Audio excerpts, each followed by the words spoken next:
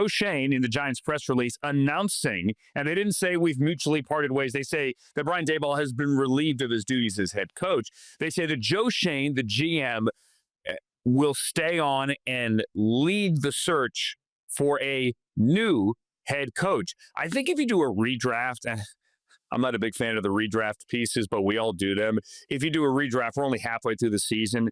There are a lot of teams right now, the Steelers, maybe even the Browns, that would have taken Jaxson Dart. Or maybe they wouldn't have, but it is fun to play the game. Hey, where would this team be if they had taken Jaxson Dart? Seems like the Giants got it right, and Joe Schoen deserves the credit for that. But now Joe Schoen is part of the deal. So, Jori, A, what do you think is Schoen staying on? And B, all that said, is this an attractive job? I think we saw with Tom Telesco getting the Raiders job immediately after losing the Chargers job that if you find a quarterback but can't get the rest of your roster right, you're way more likely to keep your job and get your next job than if you're able to get the entire rest of the roster but not a quarterback. Now, I do think it's worth asking, did Joe Schoen get the Giants a team that will both be available and able, or did he get them a team that has a really high upside but is going to constantly have these injuries because these injuries aren't flukes so much as the design and the style of how they play? So I do think we have to ask that. I also am a little bit interested in the phrasing of the statement if we really want to parse words, because I had someone from a team who sent me Adam Schefter's tweet that said Joe Schoen will remain on as the general manager. And this is semantics, but if you actually look on at the statement, it's not will remain, it's Joe Schoen remains in his position as general manager and will lead the search for a new head coach. I'm not that confident that Joe Schoen is guaranteed 2026 season. I think he's here for the next few months. I think he is going to start on that head coach search. But I think the same way we've seen in other teams, that head coach might have a say in the general manager. And so I do think there are question marks about how safe that is. It might be a reflection of what happens the next few months or few weeks, I should say, until that happens. Now, we have seen that when a general manager or a head coach really endears themselves to ownership and is kind of functioning as basically a proxy for ownership, they're more likely to stay on, and I would put Joe Schoen in that category, but I still think there are questions. And to answer your last question about how attractive this job is, it's the most attractive opening so far, and I recognize there's only two, but in my mind, I feel like Miami is heading toward that direction. It would not be surprising if there are openings in Cleveland, and I think if you take Cleveland, Miami, Tennessee, and New York Giants, if all four of them have openings, I think New York, in terms of the stability of the ownership, the location, the talent that's already there in their young core, and particularly what they've got on the defensive line and in their skill players, and then you take the fact that they seem to have a quarterback, that is far and away the most attractive job that is looking like it is open or will be. Yeah. Sorry, Joe, I cut you off. There's the delay on this thing. That's all on me. Throw in Arizona, maybe potentially as well. There's always going to be a surprise. There's a surprise every year. Because you mentioned the press release, let me get to it. And here's the exact wording from the Giants. Joe Schoen, as you said, Jori, Joe Schoen remains in his position as general manager and will lead the search for a new head coach. And then there's a quote from John Mara. We feel like Joe has assembled a good young nucleus of talent, and we look forward to its development. Frank, what do you think? It's very interesting because, Jori, I agree with you that this is probably the most attractive opening. We'll see which openings come about. But of the ones we anticipate or are already open, yeah, the Giants, because of the young talent, because it's in New York, because the Giants still have this reputation as being a decent franchise, although they've kind of been a poverty franchise for like 13 years now. But there are a lot of things in place. But does that opening get less attractive if Joe Schoen stays on? Because I think a good candidate, a good head coaching candidate would say, the Bears have tried this, the Titans have tried this, they're dysfunctional franchises in many ways. If you come in with a lame duck GM, that guy's probably going to change in a year anyway. Unless this thing turns totally around 2026, Joe Schoen's next. And you kind of like that's kind of the model right now is you come in with a GM, you handpick or the GM handpicks you and you come in together. And that's kind of the way to do things. Joe Schoen serving as the guy who's kind of overlooking the head coaching search for now. You're right, Jori. The wording of that was very interesting. If he is the GM going forward for the 2026 season, I think there's some candidates out there who would be like, oh, this is very Titans-ish, right? Do I want to get involved with this with a franchise again that since they won a Super Bowl at the end of the 2021 season or 2011 season, has gone to the playoffs twice and won once. They're good. They're on pace to have their 10th double-digit loss season in the last 12. Like, this is a bad franchise.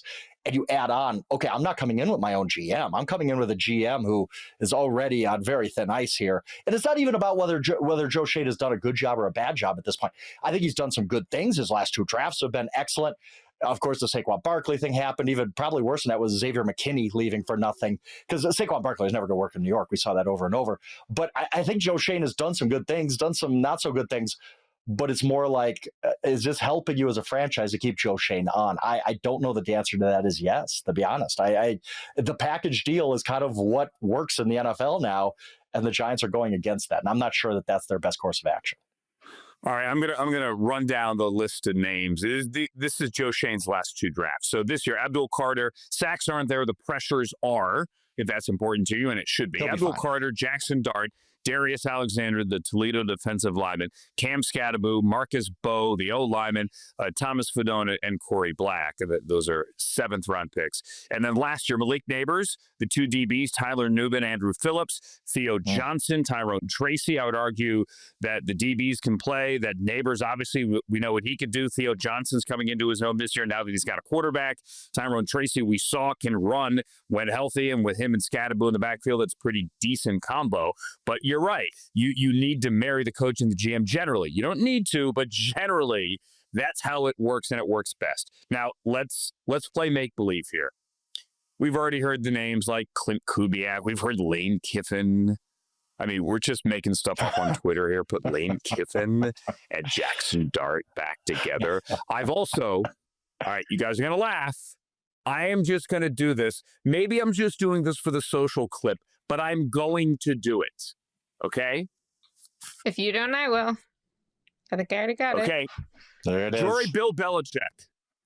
Yeah, there it is. Yeah, I was talking to our colleague Charles Robinson today, and I'm like, 2 weeks ago, I had a conversation with someone, and I'm like, is Bill Belichick going to be considered in this NFL cycle? And they said, and again, at that time, it didn't seem clear whether the Giants would open it up. And they said, if the Giants open up their job, that's where I would expect Bill Belichick to get interest. And then this person told me something really interesting, which is that head coaches from the NFL ranks, so whether that's a coordinator, position coach, et cetera, like, you can't go get them right now. You can't go touch them right now.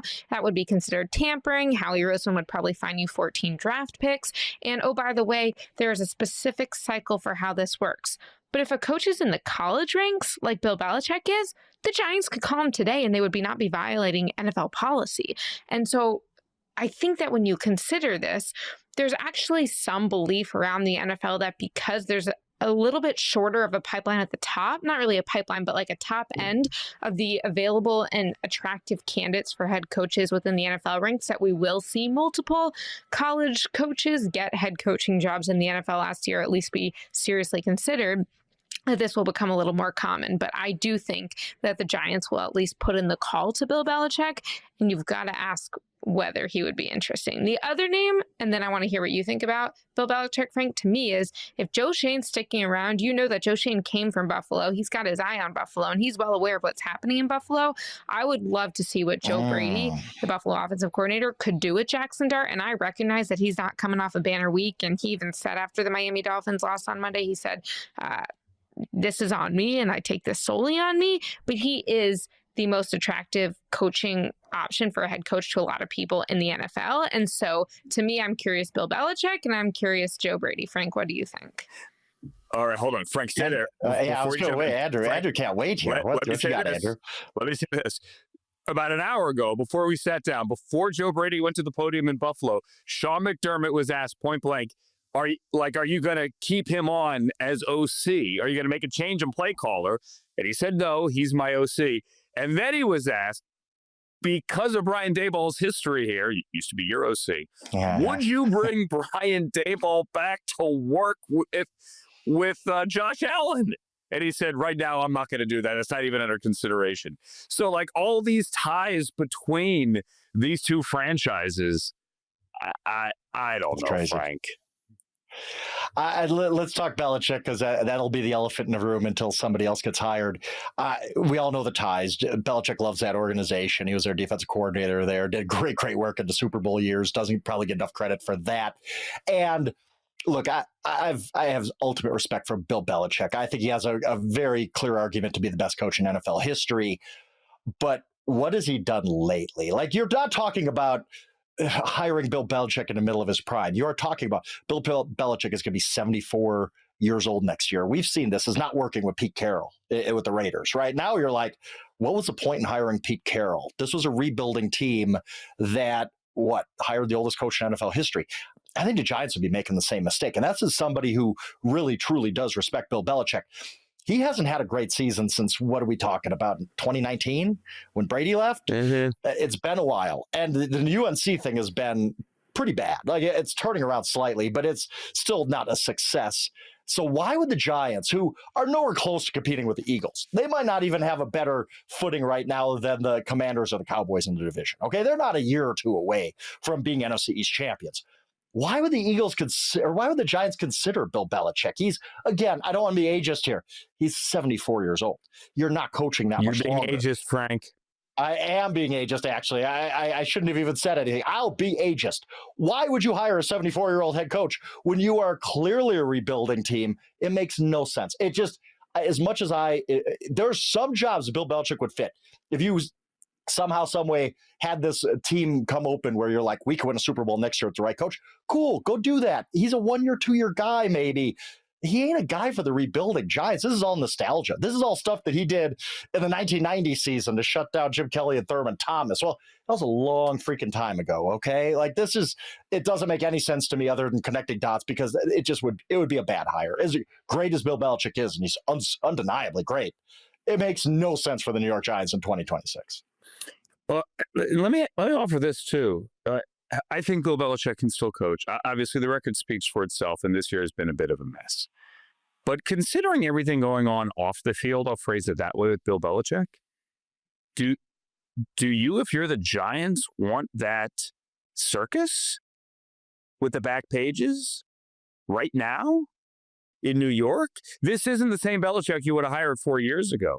I mean, maybe he's still got the same football mind. He's still Bill Belichick, but everything that now comes with it, baggage may not be the right way to say it or phrase it or couch it, but is that something that John Mara would want for the back page of the New York Post? Do we want his significant other being followed around Midtown Manhattan? Do we want her sending notes to columnists? Like, do we want that? I don't see that at all. I don't know that John Mara would be so concerned reputationally, and I could be wrong on that, but I am curious, has Bill Belichick's ability to garner respect from players been impacted by it? That's where I think the question is, because I remember I went to New England. I guess it would have been Bill Belichick's last game coaching for the Patriots, and then I was at their locker room clean out the next day. So this is 2 seasons ago. That Sunday I was there for the game, and Monday the next day. And I was asking some of the players about Bill Belichick, because obviously externally we were definitely heading in the direction of a dismissal or a parting of ways between the Patriots and Bill Belichick. And it was clear that both from a GM standpoint and in some ways from a coaching decision standpoint, but especially in terms of the personnel element, Bill Belichick was not at his height. And the locker room was way more into him than I was expecting. And they actually were saying, I didn't know if they would be a little concerned about him. Not concerned, but intimidated. I mean, as we've talked about time and time again, this generation of players isn't really used to the historical Bill Belichick style, and they really weren't. They seemed to find him endearing, and that was surprising to me. So I am curious, maybe what we think would be the perception and reception of him by a locker room is not actually what it would be. Frank, final thought, 30 seconds, go. I think the Giants need to find a young, good offensive mind like the Bears did with Ben Johnson and Caleb Williams to work with Jaxson Dart. And that ain't Bill Belichick in the year 2026. Great coach, awesome history, but go find that dude who's going to be your head coach for the next 10, 15 years, hopefully. Not. And I don't trust the Giants to get this right. Their last 4 head coach hires are Ben McAdoo, Pat Shermer, Joe Judge, and Brian Daboll. Okay? Do I trust the Giants to do the right thing here? No, I do not.